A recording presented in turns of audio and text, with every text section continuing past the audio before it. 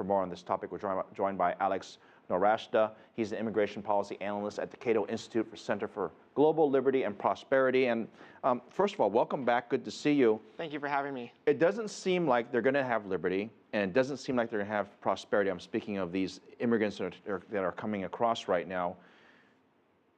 What's America going to do?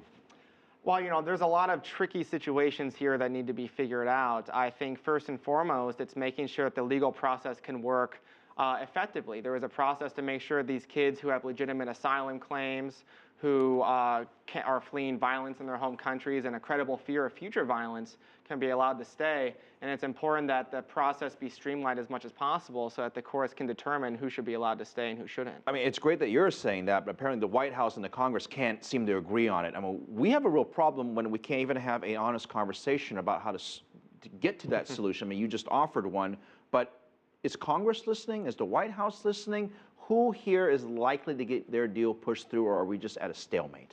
I think the most likely situation is a stalemate going forward. I mean, the president... That's terrible. It is bad, but the president asked for $3.7 billion, a lot of it not addressing this crisis. A lot of it was to fight wildfires in Arizona, which doesn't have anything to do with this. A lot of Republicans want to actually change the law to make it more difficult for a lot of these child migrants to be able to stay permanently. The president doesn't want that.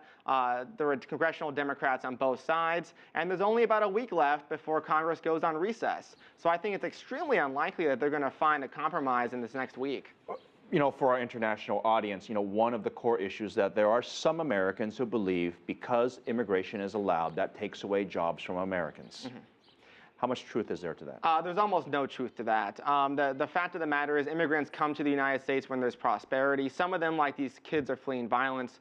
But most of the time they come here when jobs are available. They take those jobs, and just by being here, by being consumers, by being entrepreneurs, by being workers, that creates more jobs and more prosperity for Americans. There's no society throughout history that has seen a decreasing population and increasing prosperity. It's the exact opposite. If you travel through America as you have, I'm sure you'll meet people who will say, the immigrants, they come here, they do crime, they take away jobs, they eat up all the social services. Now, obviously, there's a lot of people who disagree with that, but how do we dispel that myth? I mean, how much does immigration cost America? Well, in terms of the fiscal impacts, the CBO found that it would actually be positive for the taxpayers, that immigrants over the long run decrease deficits because they pay more taxes than government benefits. But really, these criticisms are the same that were leveled against Germans, the Irish, Jews, every other immigrant group that came to the United States. So I think with the one law that we can get away, the one permanent lesson of this is that every single immigrant group in the United States faces the same criticisms, and over time they overcome them, but then those criticisms are leveled against the next group, and that's what we're seeing today. Now, I mean, for full disclosure, my parents were immigrants to this country, and obviously many of my friends' parents were also as well. They came, they opened up businesses, they hired employees. So immigration can also be a job creator too, can't it? Oh, it absolutely is. I mean, according to the Kauffman Foundation, immigrants are twice as likely as native-born Americans to start a business. That's a shocking statistic, actually. And it's shocking because Americans are known for being quite entrepreneurial around the world, but we seem to attract sort of the most energetic people to come here, and it makes a lot of sense. If you're willing to leave your country behind, your culture behind, to move away from your friends and your family, to start a new life in a place, it's going to attract people who are energetic and motivated. So tell me this. You're pro-immigration reform, obviously. When you talk to congressional leaders about this, you tell them exactly what you just told me. What do they respond with?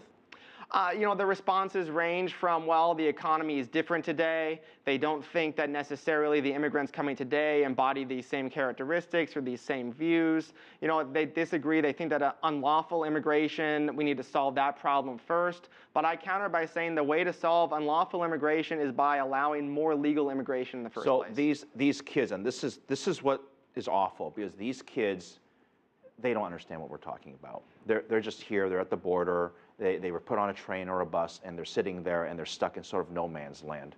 What should America do for them? Well, I think what America should do for them is to, one, get the government out of the way and allow these kids to come lawfully through a legal system, to reunite with their families here. About 80% of them have at least one family member here in the United States, and to stop throwing them in detention for spurious reasons. Throughout American history, we've had refugees from Ireland, from Eastern Europe, from Vietnam, from other places, and we just need to let these kids come lawfully, like other ways. And this is, look, this is a touchy subject because we're talking about people right now from Latin America and Mexico. What if we were talking about Europeans? What if we were talking about Canadians or the Chinese or the Japanese? Do you think we'd be having the exact same conversation? I actually do think we'd be having the same conversation. I mean, the thing that's different, I mean, the arguments used today are the same arguments that were used in the past against different immigrant groups from every continent and from every country to the United States. And I have no doubt that the descendants of these people who are coming in today, who are hurt by these laws, their descendants who live here in the future will probably level the same criticisms against future groups that come. I mean, this country is a country of immigrants.